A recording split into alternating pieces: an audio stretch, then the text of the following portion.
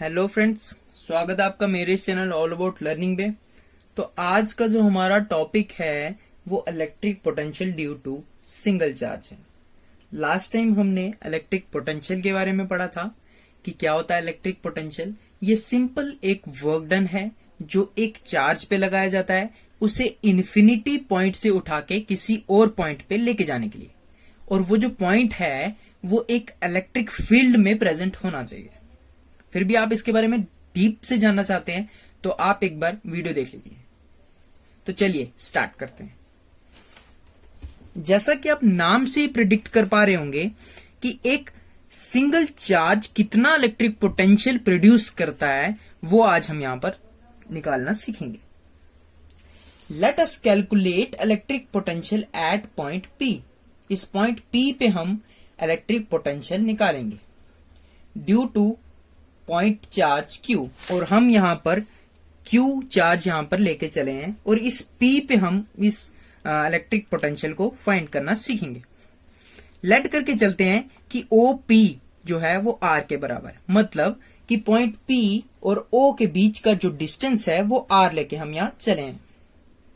अब let us take two point A and B। अब हम A और B कोई भी दो पॉइंट ले लेते हैं जो इस P से थोड़ी दूरी पर स्थित हैं।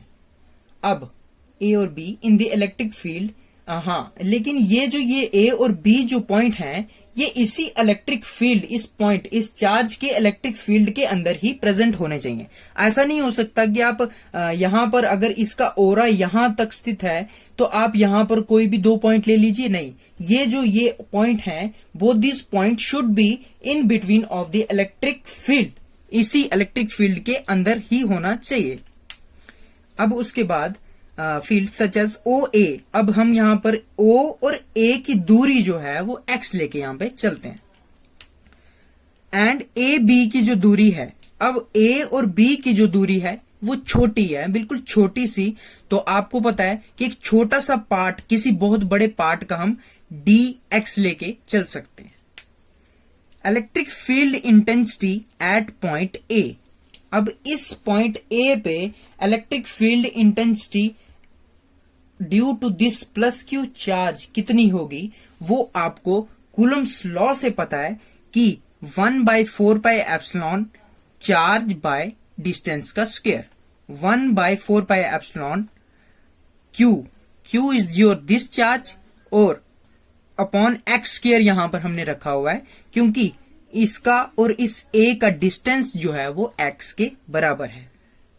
ठीक है friends, let this be equation 1। अब हमको एक चीज और पता है कि अगर एक चीज को उठा के दूसरी जगह रखना है तो कुछ काम या फिर कुछ वर्क वहां पर करना पड़ेगा।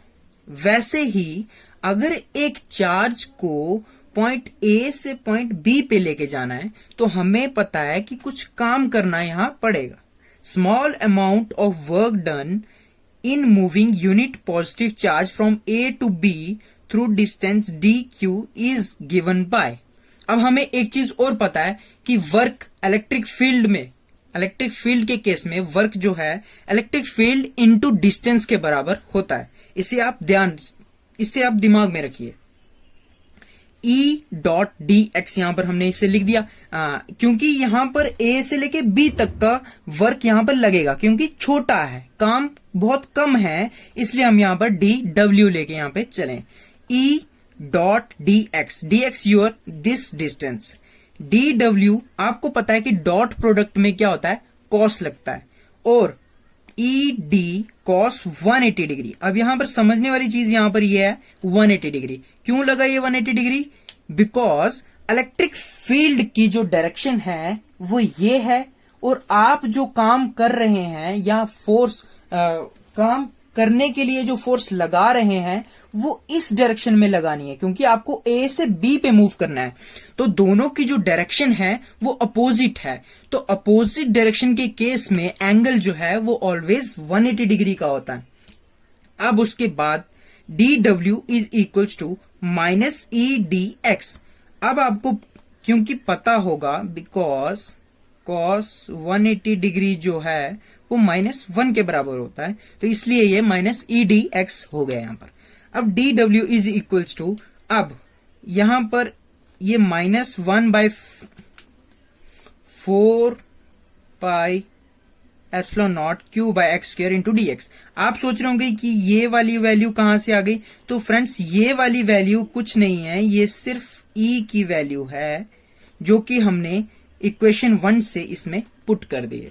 तो ये वो काम है जो हमें ए पॉइंट से बी पॉइंट पे एक चार्ज को मूव करने के लिए लगाना पड़ रहा है। तो आप सोचिए जरा कि तब कितना काम लगेगा जब एक पॉइंट को इन्फिनिटी से पॉइंट पी पे लेके जाना पड़ेगा। तो कुछ नहीं है, इसी को हम इंटीग्रेट कर देंगे, जैसा कि यहां पर लिखा भी है। अच्छा, यहां पर हमने लिखा भी है कि यहां पर negative sign shows that work is done against electric field.